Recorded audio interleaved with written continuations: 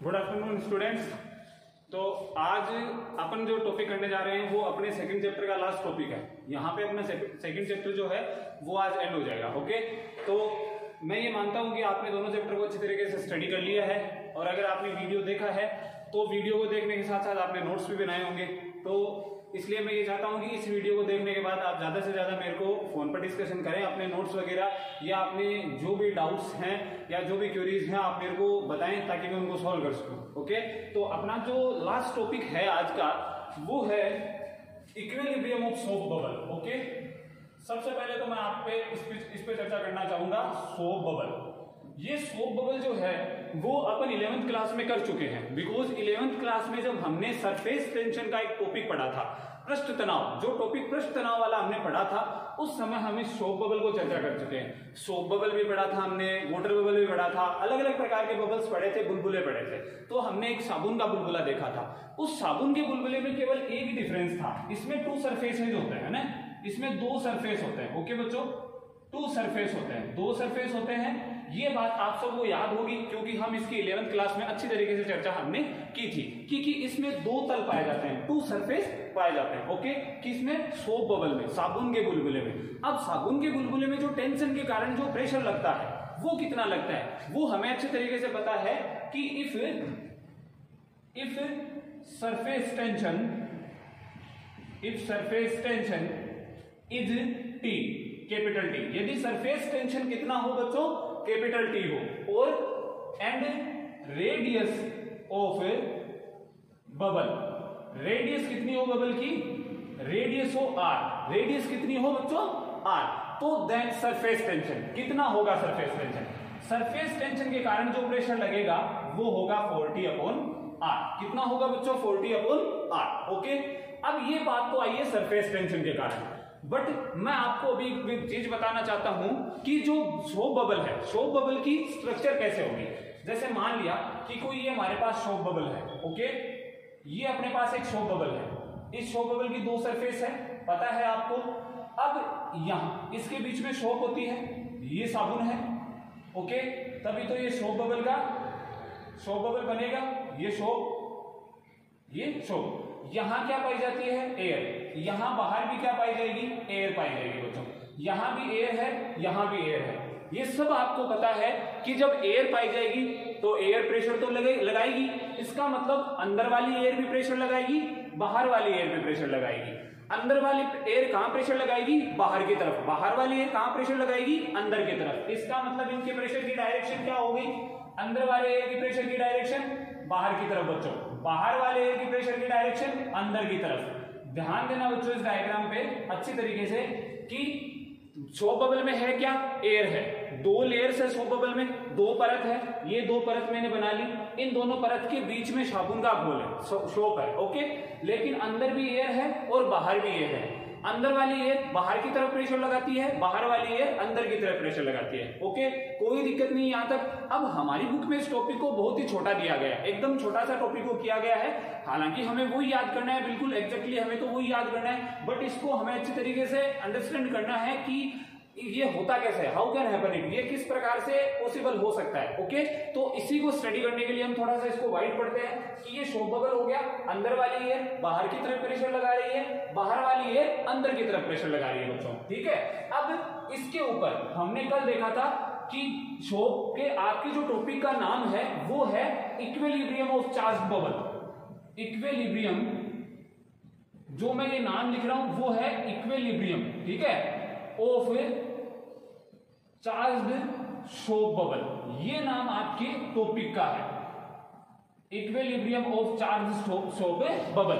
आवेशित साबुन के बुलबुले का संतुलन, आवेशित साबुन के बुलबुले का संतुलन। अब देखना इसका मतलब ये क्या है? चार्ज्ड है, इसका मतलब इसके ऊपर कोई ना कोई चार्ज है। तो मान लिया कि हमने इसके ऊपर पॉजिटिव चार्ज है बच्चों, ठीक है, और ये एक स्फीयर है, और जब स्फीयर के ऊपर पॉजिटिव चार्ज आ जाता है तो स्फीयर के ऊपर एक प्रेशर लगता है जिसको हमने विद्युत दाब कहा था लास्ट टॉपिक में।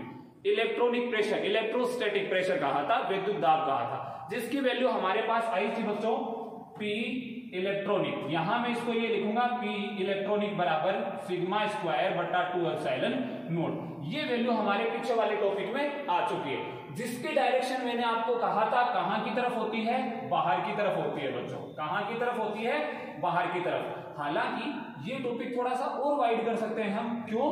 क्योंकि इसकी जो मैंने आपको डायरेक्शन दिखाई है सीधी तिरछी बाहर की तरफ, ऐसा नहीं होती, ये दो कंपोनेंट्स में डिवाइड होती है, हॉरिजॉन्टल और वर्टिकल कंपोनेंट्स। बट ये हमारे मैटर की बात है नहीं, यहाँ पे हम जो वीडियो बना रहे हैं वो टॉपिक अपना एग्जैक्टली केवल जो बोर्ड मैटर के लिए काम आने वाला है उस टॉपिक का वीडियो बना रहे हैं, न कि हमारे जो कंपटीशन एग्जाम काम आने वाले हैं उन टॉपिक है। तो मैं यहाँ से सीधा जाना चाहूंगा कि जो अपना इलेक्ट्रोस्टैटिक प्रेशर होता है बच्चों, इलेक्ट्रोस्टैटिक प्रेशर कौन सा, जो हमने लास्ट टॉपिक में स्टडी किया था कि जो इलेक्ट्रोस्टैटिक प्रेशर की वैल्यू कितनी होती है, सिग्मा स्क्वायर बटा 2 एप्सिलॉन नॉट। और हमने ये कहा था कि इसकी डायरेक्शन कहाँ होती है, आउटवर्ड डायरेक्शन होती है, इसकी बाहर की तरफ होती है। ओके बच्चों, तो ये हमारे पास तीन चीजें आ गई, एक तो प्रेशर इंटरनल एयर के कारण, एक प्रेशर एक्सटर्नल एयर के कारण, एक इलेक्ट्रोस्टैटिक प्रेशर।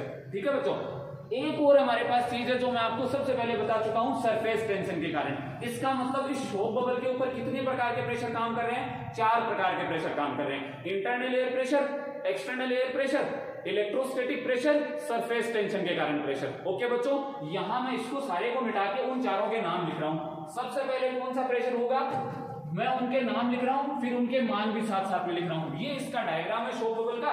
तो सबसे पहले जो प्रेशर आया वो है एक तो देखना बच्चों, एक है pressure due to internal air, pressure due to internal air. Okay, जिसको हम बोल सकते हैं बच्चों P इंटरनल। ठीक है, एक होगा pressure due to external air, जिसको हम बोल सकते हैं बच्चों P आउट। ठीक है, कोई दिक्कत नहीं। एक pressure due to surface tension, ठीक है बच्चों, जिसको हमने लिख दिया, मान लिया PET लिख के, और इसके हमें वैल्यू पता है 40/R। यहां R क्या है, R बच्चों यहां पे लिख देता हूं रेडियस ऑफ बबल है। क्या है, रेडियस ऑफ बबल है। हो गया। एक है इलेक्ट्रोस्टैटिक प्रेशर बच्चों, इलेक्ट्रोस्टैटिक प्रेशर। ओके, जिसकी वैल्यू कितनी होगी, P इलेक्ट्रोस्टैटिक बराबर सिग्मा स्क्वायर बटा 2 एप्सिलॉन नॉट। अब इन वेरिएबल्स के बारे में आप अच्छी तरीके से जानते हो, sigma charge density, surface charge density. Okay, 2 is a number, epsilon not permittivity of vacuum, निर्वात की विद्युतशीलता। ये हम लास्ट वाले टॉपिक में करके आए। अब देखना इनकी डायरेक्शन के आधार पर इनको आपस में कैसे हम इक्विलिब्रियम करते हैं, कैसे संतुलित करते हैं, वो देखते हैं। कैसे बच्चों, हमें पता है इंटरनल एयर कहां लगा रही है, बाहर की तरफ, एक्सटर्नल एयर कहां लगा रही है, अंदर की तरफ। इसका मतलब दोनों में डिफरेंस है बच्चों। ठीक है, यहां शॉक बबल में इस प्रकार की कंडीशन होती है कि इंटरनल एयर के कारण जो प्रेशर लगता है वो एक्सटर्नल एयर के कारण लगने वाले प्रेशर से ज्यादा होता है। इसका मतलब ओवरऑल जो प्रेशर, दोनों के बीच में जो प्रेशर डिफरेंस होता है, जिनको हम बोलते हैं दाब आधिक्य, जिसको हम क्या बोलेंगे बच्चों, जिसको हम बोलेंगे दाब आधिक्य। दाब आधिक्य, दाब आधिक्य मतलब प्रेशर एक्सेस, प्रेशर एक्सेस। इसको हम कुछ इस प्रकार से लिखेंगे, जिसका मान कितना होगा बच्चों, P internal minus P outside.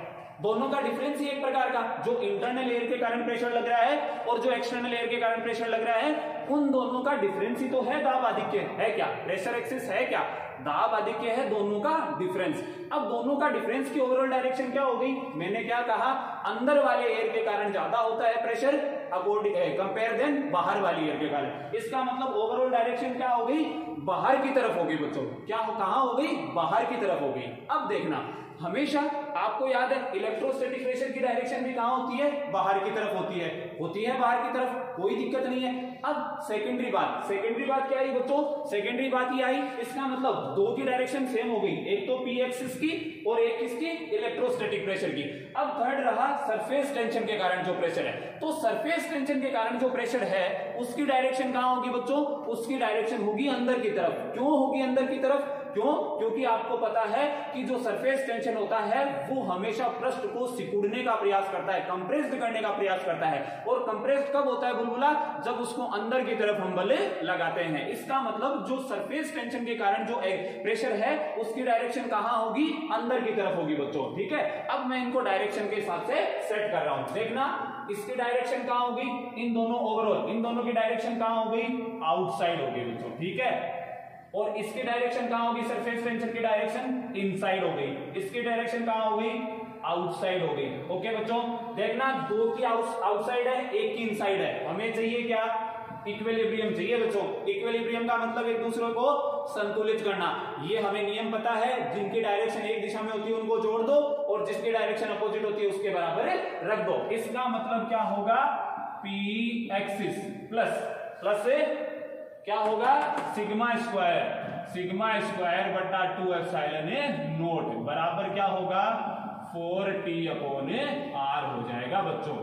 T is a surface tension. T की वैल्यू क्या है? T किसको बोलते हैं? सरफेस टेंशन को बोल रहे हैं बच्चों। ओके, ये हमारे पास मेनली इक्वेशन आ जाती है। अब हम इस इक्वेशन को सॉल्व करते हैं। जब इस इक्वेशन को सॉल्व करना है तो मैं एक बार थोड़ा सा डायग्राम मिटाऊंगा। उस डायग्राम को मिटाने से पहले एक बार डायग्राम के बारे में दोबारा से चर्चा कर देता हूं कि ये जो डायग्राम है वो एक शॉक बबल का डायग्राम है। शॉक बबल के पास 2 लेयर होती है, आउटसाइड लेयर, इनसाइड लेयर। दोनों के बीच में शॉक होती है, अंदर एयर बाहर एयर। बाहर वाली एयर अंदर की तरफ प्रेशर लगाती है, अंदर वाली एयर बाहर की तरफ प्रेशर लगाती है। परंतु बिकॉज अंदर वाली एयर है उसके कारण लगने वाला प्रेशर बाहर वाली एयर के कारण लगने वाले प्रेशर से ज्यादा होता है। तो ओवरऑल जो प्रेशर एक्सेस होता है, दाब आधिक्य होता है, उसकी दिशा बाहर की तरफ हो जाती है। प्रेशर एक्सिस की डायरेक्शन क्या होती है? P inside minus P outside, outside की तरफ डायरेक्शन हो जाती है। और सेकेंड वाला प्रेशर है सरफेस टेंशन के कारण, जो कि इससे जो अपना सरफेस होता है उसको कंप्रेस करने का प्रयास करता है, गोला बनाने का प्रयास करता रहता है। इसका मतलब इसकी डायरेक्शन क्या होगी? इनसाइड होगी बच्चों। और एक इलेक्ट्रोस्टैटिक प्रेशर, विद्युत दाब, जो हम कल चर्चा कर चुके हैं, जिसकी डायरेक्शन क्या होगी? बाहर की तरफ होगी। और जिन की डायरेक्शन सेम है और जिनकी अपोजिट है उसके बराबर रख देते हैं। तो P axis plus sigma square बटा 2 एप्सिलॉन नॉट बराबर 40/r। ओके, कोई दिक्कत नहीं यहां तक। अब मैं इस डायग्राम को मिटाता हूं और इस इक्वेशन को हम आगे सॉल्व करते हैं और अपने टॉपिक को समाप्ति की ओर ले जाते हैं। ठीक है, टॉपिक के साथ साथ अपने चैप्टर को भी अपन समाप्ति की ओर ले जाते हैं बच्चों। देखना, थोड़ा सा ध्यान लगाना कि P axis plus sigma square बटा 2 एप्सिलॉन नॉट बराबर 40/r बच्चों। पी एक्सिस कितना रह गया? बराबर 4t/r माइनस सिग्मा स्क्वायर बटा 2 एप्सिलॉन नॉट। अब देखना, मैं एक बात आपको ये बताना चाहता हूं कि मैंने ये कहा कि अंदर वाली जो एयर होती है वो ज्यादा प्रेशर लगाती है कंपेयर देन बाहर वाली एयर की तरफ से। तो इसका मतलब तो अगर ये प्रेशर लगाएगी तो जो बुलबुला होगा, शॉक बबल होगा, वो क्या हो जाएगा? ब्लास्ट हो जाएगा ना। लेकिन हमें कौन सी कंडीशन स्टडी करनी है?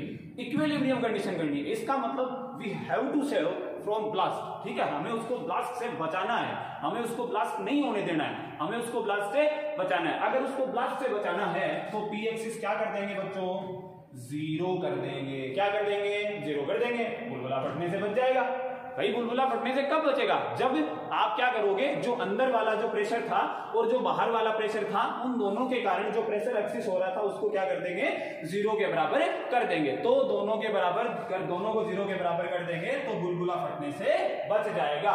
इसका मतलब ये किसके बराबर हो गया? 0 के बराबर हो गया बच्चों। जब ये 0 के बराबर हो गया तो 40/r माइनस सिग्मा स्क्वायर बटा 2 एप्सिलॉन नॉट बराबर 0। तो 40/r सिग्मा स्क्वायर बटा 2 एप्सिलॉन नॉट बराबर। अब आर की वैल्यू निकाल सकते हैं। आर की वैल्यू कितनी आ गई बच्चों? टी की वैल्यू निकाल सकते हो आप। टी कितना आया है? टी आ गया सिग्मा स्क्वायर डॉट आर बटा 8 एप्सिलॉन नॉट। ओके, ये वैल्यू आ गई। अब आप इससे सब तरह की वैल्यू निकाल सकते हो। ये तो सरफेस टेंशन की वैल्यू आई है। You can also calculate the value of radius of that soap bubble। आप उससे साबुन के बुलबुले की त्रिज्या भी ज्ञात कर सकते हो। सिग्मा क्या है बच्चों? Surface charge density. मान लीजिए कि इस सोप बबल के ऊपर चार्ज कितना है? Q है। सोप बबल की रेडियस कितनी है? R। एरिया कितना हो गया? 4πr²। तो देन सिग्मा कितना हो गया? सिग्मा बराबर क्या होता है बच्चों? सिग्मा क्या है? सरफेस चार्ज डेंसिटी है, तो सरफेस चार्ज डेंसिटी क्या होती है, चार्ज अपॉन एरिया। ओके, तो सिग्मा बराबर कितना हो गया बच्चों, सिग्मा बराबर हो गया, चार्ज कितना है Q, एरिया कितना है 4 पाई आर स्क्वायर, Q बराबर कितना हो गया, सिग्मा गुना 4 पाई आर स्क्वायर, ये आ गया Q। अब सिग्मा की वैल्यू आप कहां से रख सकते हो, यहां से रख सकते हो बच्चों, यहां से सिग्मा की वैल्यू आप आसानी से ज्ञात कर सकते हो और इसके अंदर पुट कर सकते हो। तो इससे आपके पास चार्ज की वैल्यू आ जाती है, जो कि किसके ऊपर है आवेशित है, किसको आवेशित कर रहा है, उस स्टॉप बबल को आवेशित कर रहा है। तो ये अपना टॉपिक यहाँ पे कंप्लीट होता है, एकदम इजी टॉपिक है। इस टॉपिक के बारे में आपको जो याद रखने वाली चीजें हैं मैं उनको एकदम शॉर्ट टर्म में जल्दी से रिपीट कर देता हूं कि स्टॉप बबल जो होता है उसके पास बच्चों दो लेयर होती है, एक इनसाइड लेयर, एक आउटसाइड लेयर। इनसाइड लेयर और आउटसाइड लेयर के बीच में शॉप पाई जाती है, इनसाइड लेयर के अंदर एयर पाई जाती है और बाहर भी एयर पाई जाती है। दोनों एयर जो होती है वो अपोजिट डायरेक्शन में प्रेशर लगाती है बच्चों, ठीक है। परंतु देखो जैसे मेरा लिखा हुआ है pressure due to internal air, मान लिया P internal, pressure due to external air, मान लिया P आउट एक्सटर्नल या P आउट, ठीक है, आउटसाइड एयर। अब प्रेशर, अब दोनों के कारण दोनों का प्रेशर डिफरेंस तो होगा ही बच्चों कुछ ना कुछ, लेकिन मैं आपको पहले ही बता चुका हूं कि इंटरनल एयर के कारण जो प्रेशर होता है वो एक्सटर्नल या आउटसाइडर जो एयर होती है उसके कारण लगने वाले प्रेशर से ज्यादा होता है। इसका मतलब P एक्सिस क्या होगा बच्चों, P inside minus P outside, ठीक है। और डायरेक्शन, ओवरऑल डायरेक्शन कहां होगी, बाहर की तरफ। एक लगेगा बच्चों सरफेस टेंशन के कारण, सरफेस टेंशन जो होता है वो सिकुड़ने का प्रयास करता है, उसको सिकुड़ाता है, उसको छोटा करने का प्रयास करता है, उसको गोलाई में लाने का प्रयास करता है, तो इसकी डायरेक्शन कहां होगी, अंदर की तरफ होगी। और एक होता है बच्चों, एक होता है कौन सा, इलेक्ट्रोस्टैटिक प्रेशर, जिसकी डायरेक्शन कहां होती है, बाहर की तरफ होती है, जिसका मान हम पीछे वाले लास्ट वाले टॉपिक में निकाल चुके हैं। तो ओवरऑल जब डायरेक्शन बनती है तो ये हमारे पास इक्वेशन बनती है। इस इक्वेशन को हमने इस प्रकार से सोल्व किया। यहां पे हमने P एक्सिस 0 क्यों रखा बच्चों, क्यों, क्योंकि हमें बबल को ब्लास्ट नहीं करना है, वरना अगर शॉप बबल के अंदर की तरफ से ज्यादा प्रेशर लगता रहेगा तो एक समय से आएगा बबल ब्लास्ट हो जाएगा। But we have to study of equilibrium state of that bubble, हमें उस बबल की साम्य अवस्था का अध्ययन करना है। तो जब हम उसकी साम्य अवस्था का अध्ययन करेंगे तो एक्सेस प्रेशर है उसको कितना कर देंगे बच्चों, 0 कर देंगे। जब इसको 0 कर देंगे तो ये 0 के बराबर हो जाएगा और हमारे पास ये इक्वेशन गेन हो जाएगी हमें। और इस इक्वेशन की सहायता से हम रेडियस भी निकाल सकते हैं, सरफेस टेंशन भी निकाल सकते हैं, सरफेस चार्ज डेंसिटी भी निकाल सकते हैं। और सरफेस चार्ज डेंसिटी से हम चार्ज अवश्य ही फाइंड आउट कर सकते हैं। कैसे बच्चों, मान लिया कि बबल के पास कितना चार्ज है, Q चार्ज है, बबल की रेडियस कितनी है R, तो बबल का एरिया कितना हो गया 4 पाई आर स्क्वायर। सिग्मा बराबर सरफेस चार्ज डेंसिटी बराबर क्या होता है, चार्ज बटा एरिया, सिग्मा बराबर Q बटा 4 पाई आर स्क्वायर। यहां से Q निकाला ये। अब सिग्मा की वैल्यू आप यहां से फाइंड आउट करके आसानी से रख सकते हो। ये आपका लास्ट टॉपिक पूरा होता है और इसी के साथ हमारे 2 चैप्टर कंप्लीट होते हैं। अब हम जब भी नेक्स्ट वीडियो में मिलेंगे तो हम बोर्ड एग्जाम में इन दोनों चैप्टर में जितने भी क्वेश्चंस आए हैं आज तक 5 या पीछे के 10 सालों में जितने भी बोर्ड एग्जाम में आए हैं उन सब का पिटारा मैं आपके सामने लेके आऊंगा और उस वीडियो को आप जरूर देखना और उन क्वेश्चनों को मैं आपको यहां सोल्व करवाऊंगा पहले आपको, फिर आप उनको एक कॉपी में अच्छी तरीके से लिख लेना ताकि आपको डिफरेंट गाइड्स लाने की जरूरत नहीं पड़े और हमें एक अच्छी गाइडलाइन मिल जाए ताकि उस गाइडलाइन के अकॉर्डिंग हम वर्क करते जाएं और अच्छे से अच्छा वर्क करें ताकि हमारे परसेंटेज अच्छे बने और अपने को नॉलेज भी अच्छा हो। क्यों, क्योंकि जब तक हम बोर्ड का जो मोटिव होता है उसको स्टडी नहीं करते हैं तब तक हम बोर्ड एग्जामिनेशन की अच्छी तरीके से प्रिपरेशन नहीं कर पाते हैं। और चूंकि हमें प्रिपरेशन करके अच्छे मार्क्स लाने हैं इसलिए जो भी अपना नेक्स्ट वीडियो होगा वो थोड़ा सा बड़ा वीडियो होने वाला है। क्यों, क्योंकि उस समय उसमें जो भी उस वीडियो में पीछे के 5 या 10 सालों के जो भी क्वेश्चंस हैं, जैसे फर्स्ट चैप्टर से रिलेटेड क्वेश्चन, सेकंड चैप्टर से रिलेटेड क्वेश्चन, जितने भी क्वेश्चंस बनने वाले हैं जो कि जितने भी डिफरेंट गाइड्स में अवेलेबल हैं उन सारों को मैं आपको एक वीडियो में प्रोवाइड करूंगा। इसलिए वो वीडियो जरूर देखना और उस वीडियो के बाद में आप मेरे को कमेंट या शेयर में बताना आपको वीडियो कैसे लगा। तो आज के लिए अपना इतना ही मैटर रहेगा। Thank you.